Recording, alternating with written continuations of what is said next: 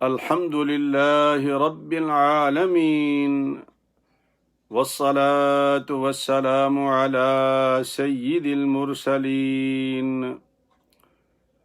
وعلى آله وأصحابه الطاهرين أجمعين أما بعد فأعوذ بالله من الشيطان الرجيم بسم الله الرحمن الرحيم إن الله وملائكته يصلون على النبي يا أيها الذين آمنوا صلوا عليه وسلموا تسليما اللهم صل على سيدنا محمد وعلى محمد وبارك وسلم الصلاة والسلام يا رسول الله وعلى آلك وأصحابك يا حبيب الله الصلاة والسلام عليك يا سيدي يا رحمة للعالمين وعلى آلك وأصحابك يا شفيع المذنبين انتہائی واجب الاحترام دوستو، بھائیوں، عزیزوں، عزیز بچوں، بہنوں اور بیٹیوں، السلام علیکم ورحمۃ اللہ وبرکاتہ۔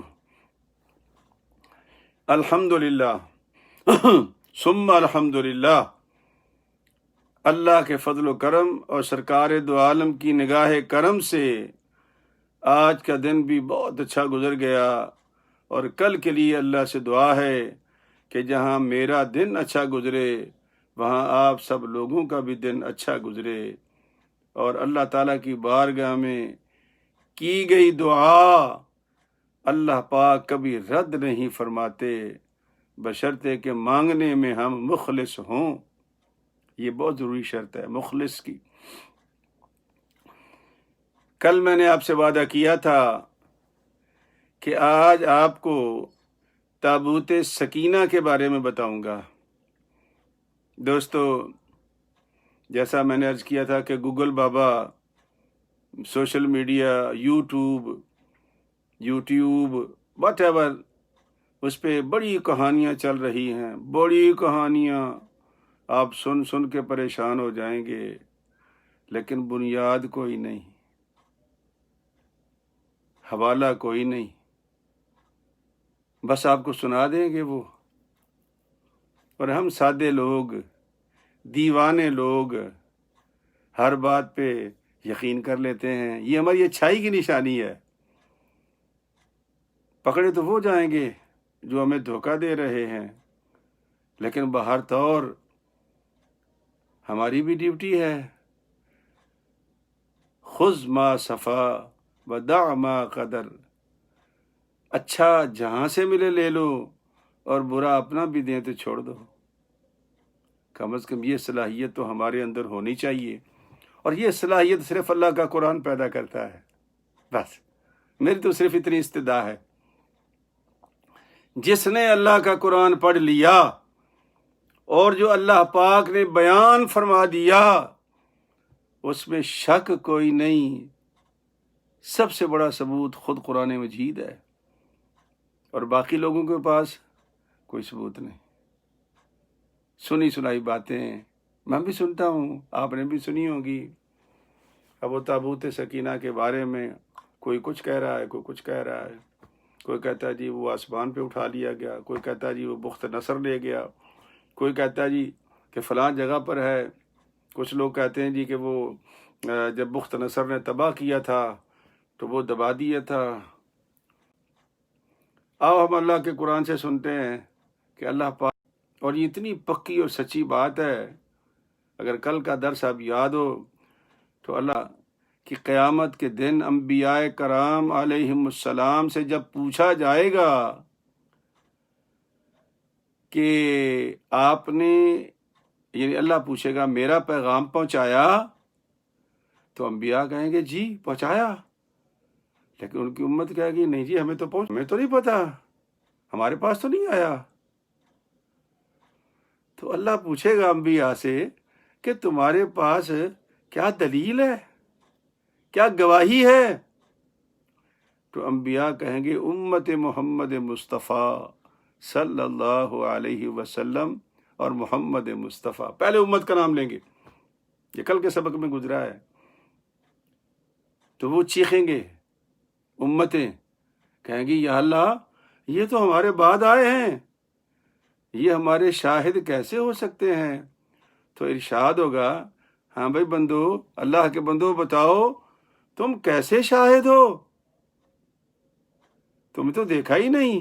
کہا اللہ تیرا پاک کلام، اگر تیری کتاب سچی ہے تو وہ ہمارے پاس تھی، یہ تیرا پیارا نبی لے کے آیا تھا، ہم نے اس کو پڑھا تھا، اس میں ہم نے پڑھا تھا موسیٰ علیہ السلام نے اپنا پیغام دیا ہے، یوسف علیہ السلام نے اپنا پیغام دیا ہے۔ تو اللہ امت محمد مصطفیٰ کی گواہی کو یہ غامدی کے کہنے پر، یہ مرزا جیلمی کے کہنے پر، یہ جوہلا کے کہنے پر نہیں، قرآن کبھی اس کو قرآن پڑھتے ہوئے دیکھا ہے جیلمی کو؟ وہ حدیثیں پڑھے گا، کبھی ادھر سے کبھی ادھر سے، کبھی پرانے لوگوں کی باتیں جو بیچارے گزر گئے جن کے لیے ہمیں دعا کا حکم ہے ان کے بارے میں۔ اللہ معاف کرے، اللہ کا قرآن سیکھو بھائی، یہ ہماری نجات کی راہ ہے، اللہ کا قرآن۔ تو یہ ایک کہانی ہے تابوت سکینہ کے پیچھے۔ اچھا، میں نے جن آیات کا انتخاب کیا ہے، آج میری ریکویسٹ ہوگی، ویسے تو روز ہی کرتا ہوں اور مجھے امید ہے کہ آپ میری بات سنتے بھی ہوں گے، مانتے بھی ہوں گے، وہ یہ کہ یہ سورہ بقرہ ہے، 2 نمبر اس کا سورتوں میں ہے، اور یہ دوسرا ہی سپارہ ہے، اور آیت نمبر 246 246 سے لے کر کے 252 تک، پھر سن لیں، 246 سے لے کے 252 تک یہ آپ نے پڑھنا ہے۔ یہ ریکویسٹ ہے میری اللہ کے لیے، چونکہ میں جو آج بیان کروں گا، میں ترجمہ اگر 2 رکوع ہیں یہ پورے، اگر میں پڑھوں گا تو ترجمے میں کام ختم ہو جائے گا، پھر آپ کو کہانی نہیں سنا پاؤں گا میں جو قرآن نے لکھی ہے۔ لیکن جب میں آپ کو کہانی سنا دوں گا تو پھر جب آپ یہ 2 رکوع پڑھیں گے قرآن مجید میں تو آپ کو ساری باتیں تازہ ہو جائیں گی جو میں عرض کروں گا، تو آپ کا یقین کامل ہو جائے گا۔ اس لیے کہتا ہوں کہ جتنے بندے آپ دیکھ رہے ہو، کوئی بات نہیں، تھوڑا سا وقت نکال لو، دوسرا سپارہ نکال کے آیت نمبر 2 رکوع ہیں پورے، 246 سے لے کے 252 تک آپ نے پڑھنا ہے۔ میں صرف ایک آیت پڑھوں گا تاکہ مجھے وقت مل جائے اور آپ کو کہانی سنا سکوں۔ میں شروع کرتا ہوں، ترجمہ بعد میں کروں گا تاکہ اس کا بھی آپ کو پتہ چل جائے۔ حضرت موسیٰ علیہ السلام کے بعد حضرت یوشع بن نون آئے، اللہ کے نبی تھے، بڑی محنت کی، موسیٰ علیہ السلام کی قوم کو قائم دام رکھنے میں اپنا سب کچھ صرف کر دیا، حکم ربی آ گیا، وہ چلے گئے۔ پھر حضرت کالب آ گئے، سنبھالا، بنی اسرائیل نہ سنبھل سکے۔ اسرائیل بیسیکلی حضرت یعقوب علیہ السلام کا نام تھا، ان کو اسرائیل کہا گیا ہے، تو حضرت یعقوب علیہ السلام کی اولاد کو بنی اسرائیل کہتے ہیں، تو یعقوب اسرائیل کا لقب تھا یعقوب کا لقب تھا اسرائیل، تو اس لیے اس کو بنی اسرائیل کہتے ہیں۔ تو نہ سنبھل سکے ان سے، پھر اللہ پاک نے ان کی ہدایت کے لیے حضرت حزقیل علیہ السلام کا، یہ حزقیل علیہ السلام کا انتخاب فرمایا۔ حالت خراب ہوتی چلی گئی، وہ بھی قائم اور دائم نہ رکھ سکے، ان کو ڈیوٹی ختم ہو گئی۔ حضرت الیاس آ گئے، حضرت الیاس بھی بڑے زبردست نبی تھے، بڑی محنت کی، کمال محنت کی، لیکن پتہ نہیں کس قوم کی وہ مٹی سے بنے ہوئے تھے وہ لوگ، نہ سنبھل سکے۔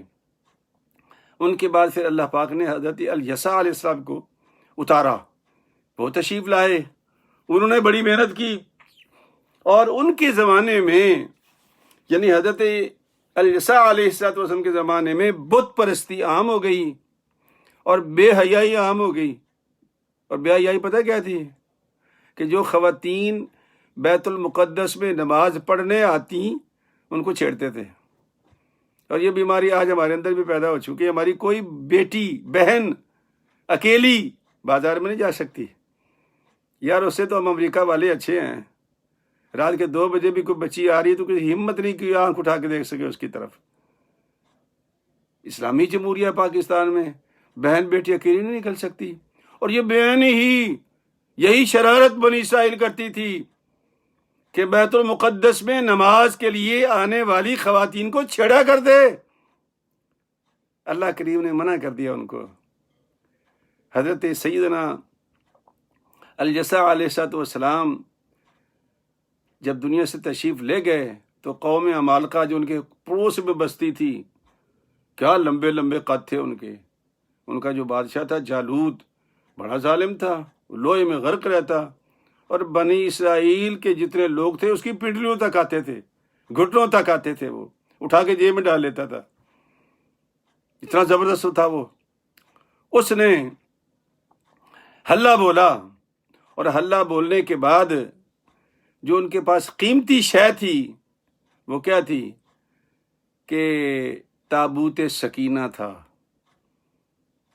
قرآن کریم کہتا ہے کہ تابوت سکینہ میں کیا تھا؟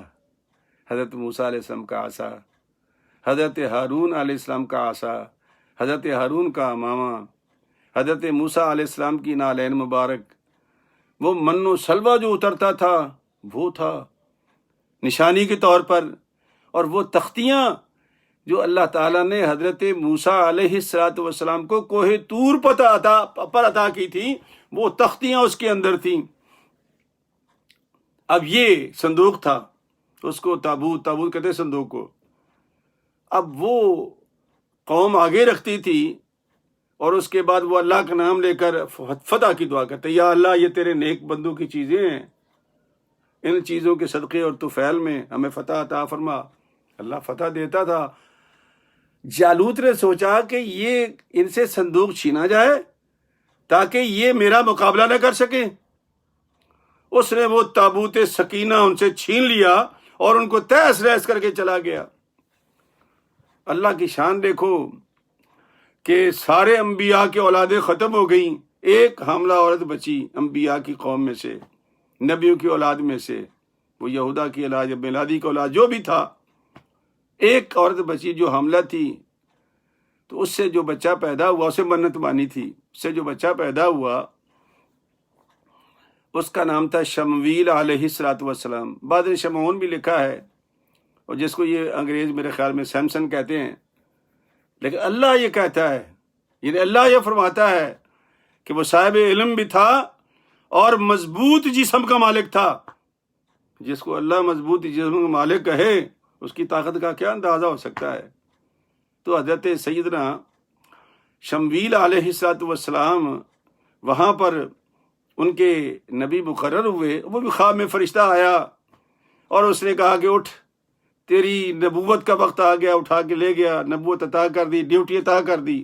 اس کی ڈیوٹی ہے. حضرت شمویل علیہ السلام جب نبی بن کر آئے تو حکم ہو گیا. یہ ساری باتیں آپ قرآن میں پڑھیں گے، آپ جب ترجمہ پڑھیں گے نا آپ تو یہ ساری باتیں آ جائیں گی. لوگوں سے کہا کہ لوگوں، مجھے اللہ نے آپ کے لیے نبی مقرر کر دیا ہے. اس نے کہا جی ہم تو نہیں مانتے. کہا کیوں؟ کہا تم تو بنیامین کی اولاد ہو، تم نبیوں کی اولاد ہو ہی نہیں. اچھا. کہا نہیں، میں نبی کی اولاد ہوں، بنیامین کی اولاد اور ہے، وہ ملاؤں گا آپ سے. تو کہا اچھا پھر ہمارے لیے کوئی سپہ سالار مقرر کر. عمالقہ نے ہمیں بڑا مارا ہے، مار مار کے بھرکس نکال دیا ہمارا. ہم چاہتے ہیں کہ ہم جہاد کریں،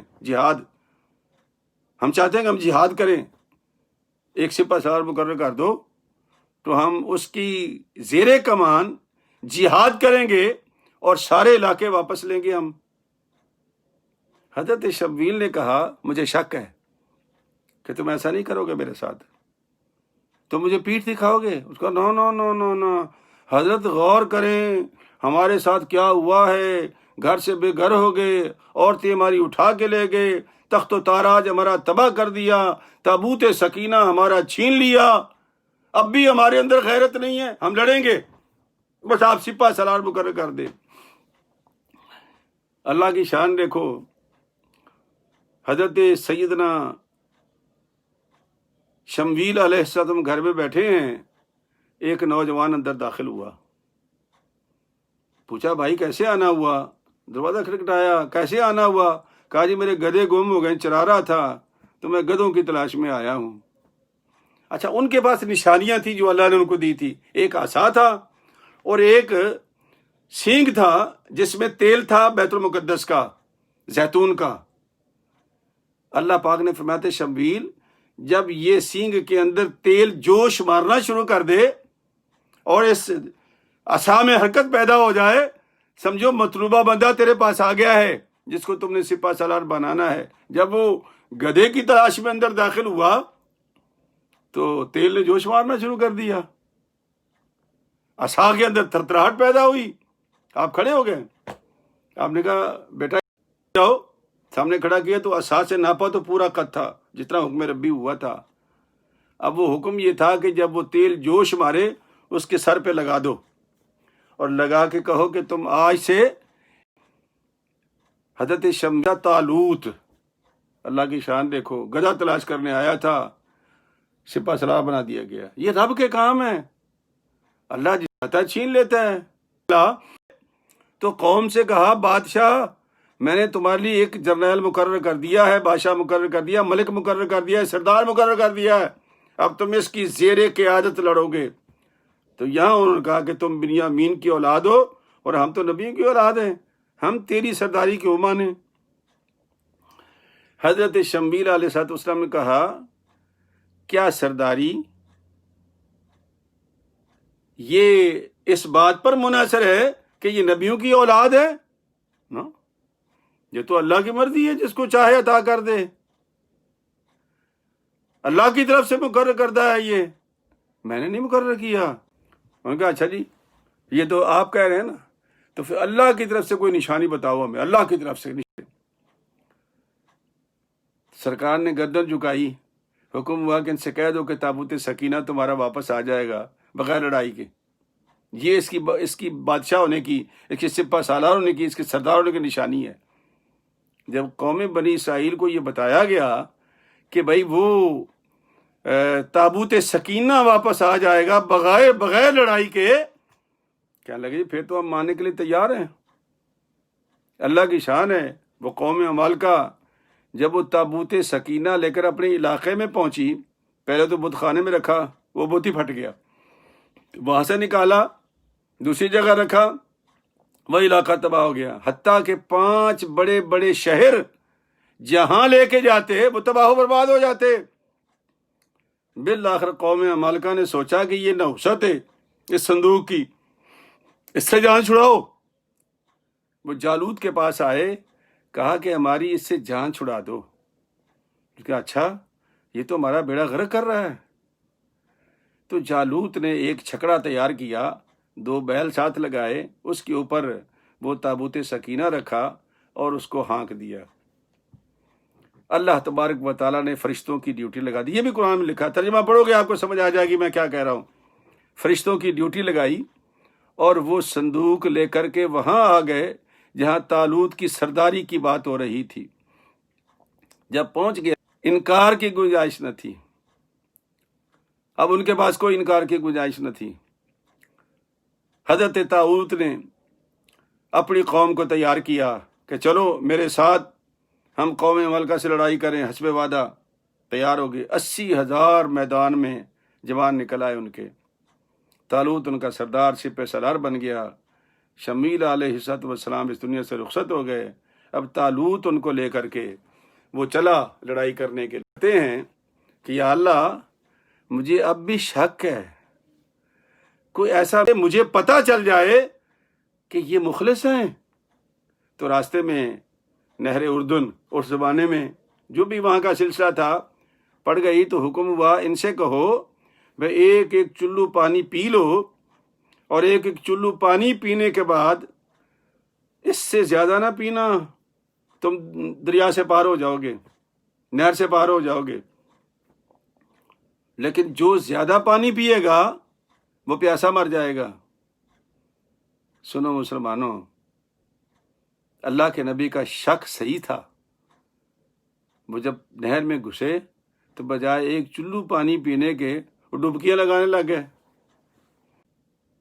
313 صحابہ حضرت موسیٰ علیہ السلام کے ساتھ نہر سے پار باہر نکلے۔ اب جب باہر نکلے تو دیکھا تو جالوت کا اتنا بڑا قد لوہے میں غرق، ایک آنکھ اس کی کھلی تھی، باقی ہر شے لوہے میں چھپی ہوئی تھی۔ حضرت داؤد علیہ السلام بھی اس فوج میں تھے، ان کے والد بھی تھے، ان کے بھائی بھی تھے، وہ 313 بندے تھے سارے۔ چل پڑے تو راستے میں ایک پتھر پڑا تھا۔ حضرت داؤد علیہ السلام 12-13 برس کے تھے، بکریاں تھی کہ وہ گھماتے تھے ایسے، وہ جو شیر وغیرہ آتا تھا تو ایک مارتے تھے اور شیر کو بھگا دیتے تھے، تو وہ گوبھی ان کے ہاتھ میں تھی، تو ایک پتھر پڑا ہوا تھا۔ آپ نے کہا کیوں؟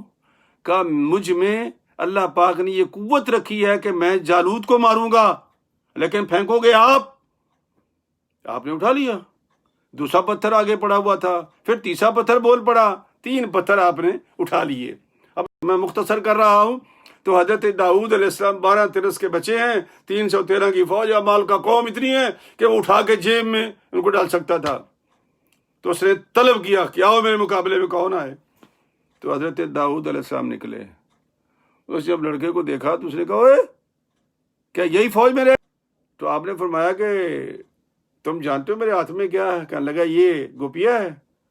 کہا پتہ ہے میں کیا کرتا ہوں؟ کہنے لگا کتوں کو مارتے ہیں۔ کہنے لگا تم بھی تو دنیا دار کتے ہو۔ اس کو غصہ آ گیا۔ حضرت داؤد علیہ السلام نے اس کے اندر پتھر ڈالے اور اس کو جو گھمایا ہے، گھما سے نکلتے ہوئے پیچھے بھیجے سے پیچھے نکل گئے اور وہ دھام سے گر پڑا۔ جیسے ہی جالوت گرا اس کی قوم بھاگ گئی۔ تو حضرت طالوت کو حضرت طاؤد نے حضرت داؤد علیہ السلام کو اپنا دے دی، ملک دے دیا اور اپنی ساری عمارت دے دی، تو اللہ نے نبوت بھی عطا کر دی۔ اب بادشاہ بھی ہو گئے، نبی بھی ہو گئے، اور زبان میں ایسی تاثیر رکھ دی کہ جب وہ زبور پڑھتے تھے تو چرند پرند جانور وہیں سٹک ہو جاتے تھے، اور لوہے کو پکڑتے تھے ہاتھ میں تو وہ موم بن جاتا تھا۔ یہ اللہ نے، یہ بھی قرآن پاک لکھا ہوا ہے، لیکن یہ ان آیات میں نہیں ہے، اگلی آیات میں ہے۔ لیکن اس آیت میں جو واقعہ میں بیان کر رہا ہوں یہ پورا۔ تو حضرت داؤد علیہ السلام نبی بھی بن گئے، بادشاہ بھی بن گئے، داؤد تورات زبور بھی مل گئی، اور لوہے کی کرامت اور معجزہ بھی اللہ پاک نے ان کو عطا کر دیا۔ تو دوستو وہ تابوت سکینہ لا کر کے انہوں نے بیت المقدس کے نیچے رکھا۔ بعض کہتے ہیں کہ بخت نصر نے جب تباہ کیا نا اس کو، ہیکل کو اندر ہے، کچھ درویش یہ کہتے ہیں کہ نہیں، اس کے اندر ایک تلوار ہے جو حضرت عیسیٰ علیہ السلام جس سے دجال کو قتل کریں گے، خنزیر کو قتل کریں گے، وہ اس کے اندر ہے۔ اس لیے یہودی تلاش کر رہے ہیں، اربوں ڈالر خرچ کر دیے کہ ہمیں وہ مل جائے۔ تو وہ کہتے ہیں وہ تو حضرت عیسیٰ علیہ السلام کے ساتھ ہی اللہ نے اٹھا لیا تھا، وہ جب وہ آئیں گے ساتھ ہی لے کے آئیں گے۔ یہ آگے کہانیاں ہیں جو آپ کہیں کر دیا ہے، میں نے آپ کے سامنے وہ رکھا۔ اب میں وہ کہ آپ آیت نمبر 246 تا 252 2 رکوع ہیں، پلیز اس کو پڑھنا، یہ میری ساری کہانی آپ کے سامنے آ جائے گی۔ میں نے تو میں آیت پڑھ رہا ہوں برکت کے لیے۔ اللہ فرماتا ہے کہ وقال لهم نبیہم ان یأتیکم التابوت فیہ سکینۃ من ربکم، ان کے نبی نے ان سے کہا کہ اس بار جو میں نے مقرر کیا ہے اس کی ایک نشانی یہ ہے کہ وہ تابوت سکینہ تمہارے پاس آ جائے گا خود بخود۔ تھا کیا؟ یہ بھی اللہ نے بیان کر دیا، وَبَقِيَّةٌ مِّمَّا تَرَكَ آلُ مُوسَىٰ وَآلُ هَارُونَ تَحْمِلُهُ الْمَلَائِكَةُ، حضرت موسیٰ علیہ السلام کے تبرکات ہیں، حضرت ہارون کے تبرکات ہیں، وہ عصا ہے، پتھر کو مارتے تھے چشمے نکل آتے تھے، پتھر کو مارتے سانپ ہے، وہ جو طور پہ ملی تھی وہ بھی ہیں، من و سلوہ بھی ہے، اور حضرت ہارون کے بھی تبرکات ہیں، حضرت یعقوب کے بھی تمام انبیاء کے تبرکات ہیں۔ بعض مفسرین نے لکھا ہے کہ یہ تخت اصل میں یہ جو اترا تھا۔ بہرحال جو قرآن نے بیان کیا میں وہ بیان کر رہا ہوں۔ فرشتے لے کے آئے تھے اس کو، اور یہ جو تبرکات ہوتے ہیں نا، کلپ سن رہا تو وہ کہتا ہے جی کہ یہ ٹھیک ہے، بخاری شریف کے حدیث میں ہے کہ لکھا ہوا ہے کہ حضرت ام المؤمنین ام سلمہ کے پاس ایک بال تھا، جب کوئی بیمار ہوتا مدینے میں تو وہ ام سلمہ کے پاس برتن پانی کا بھیج دیتے تھے، اور بی بی صاحبہ اس میں وہ ڈبوتی تھی اور ڈبو کے وہ پانی واپس کر دیتی تھی، جب بیمار کو پلاتے تھے تو وہ شفا ہو جاتی تھی۔ اچھا، یہ قیامت خود بیان کی، میں سنا بخاری شریف کے حدیث ہے یہ۔ پھر حضرت اسماء بنت ابی بکر رضی اللہ تعالی عنہا کا بارے میں بتایا کہ وہ جو جبہ تھا ان کے پاس، حضرت عائشہ کے پاس سے جاتے ہوئے وہ اپنی بہن کو دے گئیں۔